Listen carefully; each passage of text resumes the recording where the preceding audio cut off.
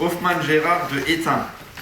Les noms sont sortis. Au total, 200 bulletins ont été tirés au sort par maître Philippe Pfeiffer pour désigner les gagnants du jeu concours J'achète Beacherland. Près de 1500 personnes y ont participé.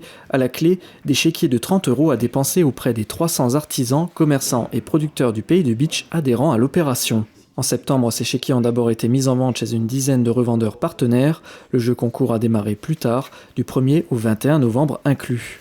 Ce jeu concours a eu lieu parce qu'il nous semblait important de pouvoir continuer à soutenir l'économie locale et de pouvoir apporter cette capacité, cette occasion aux uns et aux autres de pouvoir acheter évidemment des produits locaux. Pour participer au jeu, une dizaine d'urnes ont été mises en place chez les revendeurs partenaires. Dans un souci d'équité, les bulletins ont été regroupés dans 4 urnes avant le dépouillement. 50 bulletins ont été tirés dans chacune d'entre elles. Wisemont Lucien de Visvillers. Depuis le mois de septembre, 1500 carnets ont été vendus, soit 45 000 € qui pourront être dépensés chez les artisans, commerçants et producteurs locaux. L'opération J'achète Beacherland a été initiée en 2020 en réponse à la crise sanitaire. L'année dernière, ce sont 700 carnets qui avaient été mis en jeu.